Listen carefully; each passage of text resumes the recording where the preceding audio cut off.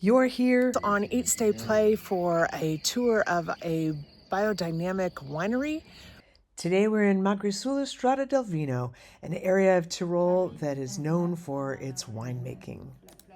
Our tour guide today is Sara, who speaks Italian, German, and English. And Maximilian, our former exchange student, his girlfriend Michelle, and his parents Eva and Armin are the ones who have introduced us to this amazing place. In the heart of the wine village of Magritte, on the wine route, with the historic walls of a Renaissance palace and the massive Dolomite rock faces behind it, sits Paradise, a winery and restaurant complex by Alois Lageder. Our tour will begin with a walk through the woodland gardens and an introduction from Sara about what biodynamic wineries are doing. Biodynamic culture? No. Well, it has been adapted on the lecture of Rudolf Steiner in 1924.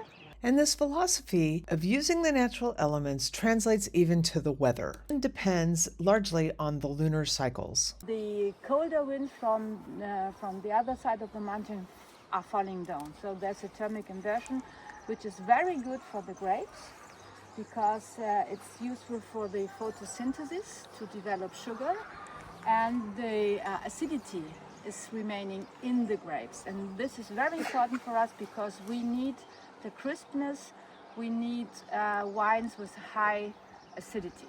That's our style, our house style.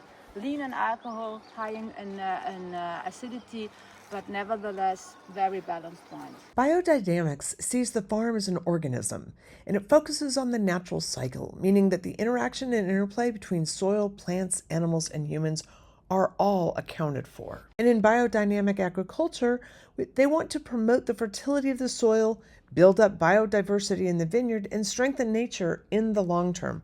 So this is a process. This is not a technique or even a product. Experimentation with biodynamics began in the 1990s in the vineyards, and it led to a significant transition in 2004 when the family began the shift to a completely biodynamic agriculture.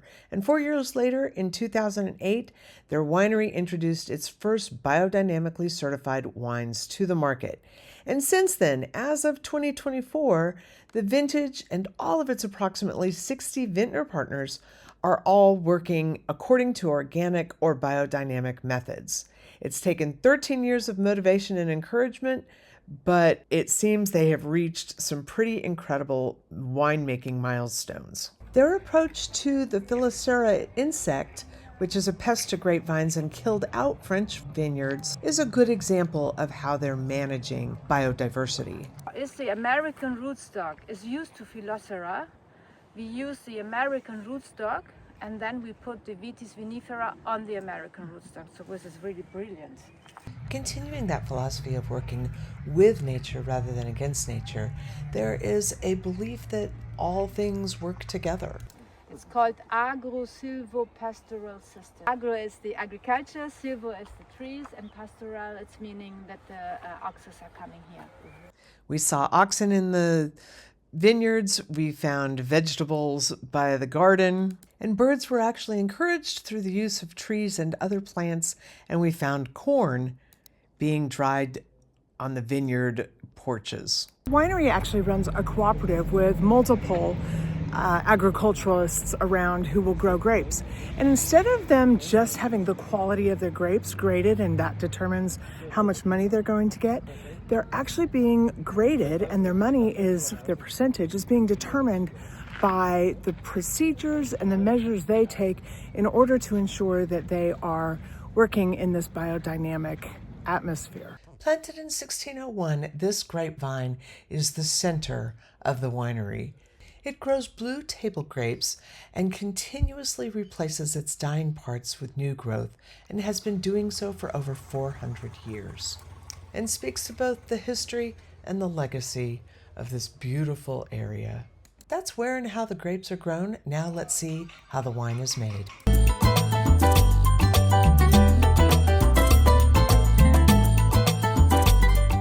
This is very much a working winery, and at every step we saw processing happening. The beginning of the process begins outside in this courtyard. There is a huge vat, and all of the grapes will be placed in here.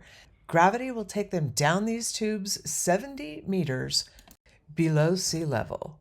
And in the bowels of this cave-like area, it is actually built into the rock. Sara likes to say that the winery kisses the rock, but they are using that insulation from that cool rock to keep this room temperature controlled. So when it come here, it's pressed, and then you see the pipes. You see there are our large stainless steel tanks. So it goes wherever it has to go. Purification tower, and from here it goes to the levels the wine needs to be, or to mature or to ferment. So we pump them as a liquid, it's no problem, but we don't pump solid berries. In keeping with his philosophy of working with nature, that when built, they were the largest privately owned solar power producer. So we started at the bottom of the winery and moved our way up, and each floor has a different function. And these pipes will transfer the liquid between the floors via pumps. Stems, seeds, and skins are all extracted early in the process so that only liquid is being pumped through these pipes. These lower floors facilitate fermentation and aging in oak and or stainless steel barrels. And back upstairs at the top is the bottling facility where they can bottle 4,000 bottles an hour. The system is largely automated but does need to be changed as different labels change. So we'll have to stop, reset the label, and restart again.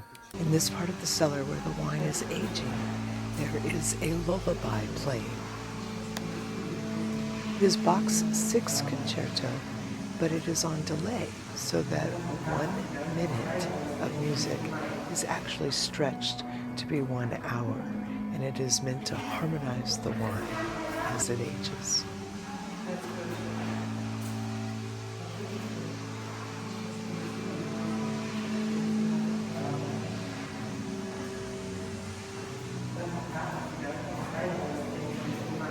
Yes, and this is a component for the Borer. We have 3 lines. We have the classical varietal lines, then we have the components, and we have the crus. The Borer is different components. One component is the whole cluster vinification, one component directly pressed, one component maceration of the skins, maybe for 15 hours, and then we have different components coming from different sizes of wood. Matured in woods. So it's not only stainless steel and it's not only pressed for this wine. The magic of chemistry and winemaking is visible in watching these tank top glasses as they bubble. At the end of this tour, we walked back over to the winery's more public entertaining spaces where they have a tasting room as well as a restaurant. In the tasting room, we tasted 5 different wines and had a magnificent experience. Join us on Brews and Views and see what we fell in love with.